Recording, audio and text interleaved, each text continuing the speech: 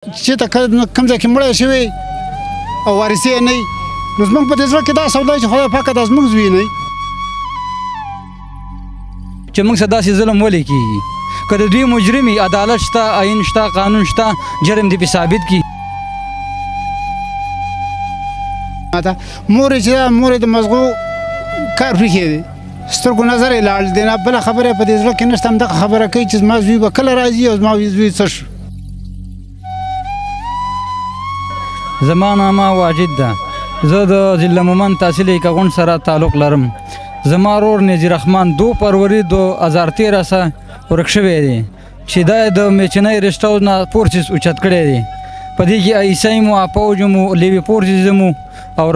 فرنټیر کور مو د دې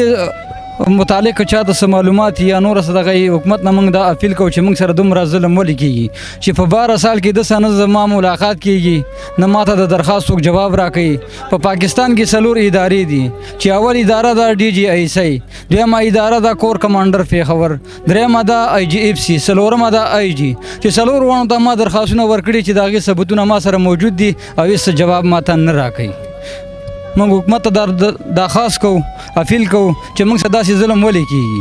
که د دوی مجرم وي عدالت شته آیین شته قانون شته جرم دې پې ثابت نور خو زموږ سره د خلاصي ځای نشته دی ځکه چې دا 4 ادارې د پاکستان دوی ته موږ درخواستونه جمع کړي موږ ته څه هېڅ دغه نه راکوي باقي زموږ منظور پښتون چې کوم دی ورور د ده عدالت ته موږ راغلي د ده نه موږ انصاف غواړو موږ د سره یو موټی یو موږ د دې قوم اوسېدونکي یو موږ پښتانه یو موږ سره دا همره ظلم په څه کېږي بسم الله الرحمن الرحیم زما خلیل نوم دی زه د مومندو جان صاحب زوی مې نقیب الله نوم دی 2014 کې وړی دی رانه د کاله نه بخشي پول نه او د اوسه پورې د ده هېڅ پته ونه لګېده کله چې وړ په هغه ورځ باندې زه په کاله کې وم او مور یې کاله کې وه ما ورته وویل چې تاسو څنګه راغلی یاستئ په ګوډ باندې راوغوښتل که نه وویل چې د هلک سره زموږ کار دی هلک یې رانه د کاله نه چې روان کړ موږ ورته وویل زموږ خو دا یو زوی دی څه وایي دې سړي ته ویل موږ ته 2 تپوسونه کوو هغه تپوسونه په دې 11 کالو کې ونه شو دا 11 کال روان دی زما د زوی نه د مړه نه خبر شوم نه د ژوندي نه خبر شو دا یو مې زوی دی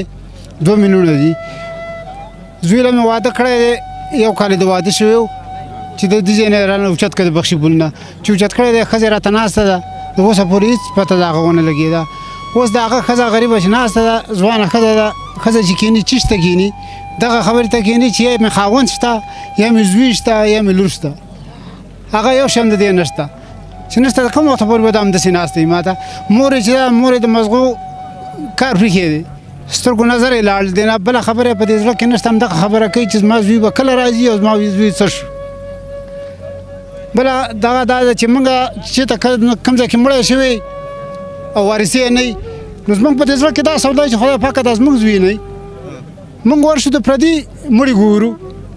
دې ظالمانو د لاسه موږ ته د خپل زوی هېڅ پته د اوسه پورې ونه لګېده خلک وایي زوی لمسی ګران دی موږ د دې ظالمانو د لاسه نه د زوی ښه ولیدل نه د لمسۍ غږ واورېده چې موږ لمسی کې نه پیدا شو دې ظالمانو د لاسه دغه یو بچی مو او هغه تللی دی د 11 کال دی د اوسه پورې ورک دی بل زما په کور کې ولاکه هېڅوک شته چې څوک راشي که نه ور وټکوي دومره څوک نشته دی چې ور ورته کولاو کړي زه چې چېرته ښې بدله ځم د مړي او ژوندي نه خو نه رغېږي ولا زه ځم نو کور ته تاله واچوم کور ته مې تاله پرته چې څوک رانشي او دا ور ونه ټکوي ځکه چې کور کې څوک شته نه چې ور ورته بیته کړي دغه زموږ حال دی موږ یې حیران کړي چې موږ څه وکړو زما ښځه زما لور دا سوال ته ناستې دي د دې ظالمانو د لاسه زما به منظور دا جلسه جرګه دا د الله دغه کې دا اتفاق کې دا خلک او الله دې دا داسې کړي که نه چې کامیاب شي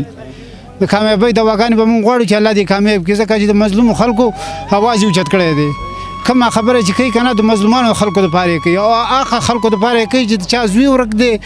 د چا د پلار ورک دی چا وراره ورک دی همدغه خبره ده بله خبره پکې نشته نورې د دنیا خبرې دي هر څه او مرګ شته مرګ نه خلاصی نشته زموږ بالا سود شوی وی که نه چې دا زوی موږ لیدلی وی که مړ وی مړ دی وی چې سود خو شوی دا ښځه باندې اوس موږ څه وکړو موږ دې حیران کړي چې په دې ښځه باندې موږ څه وکړو پیغله ښځه د کوم وخته پورې موږ کښېنو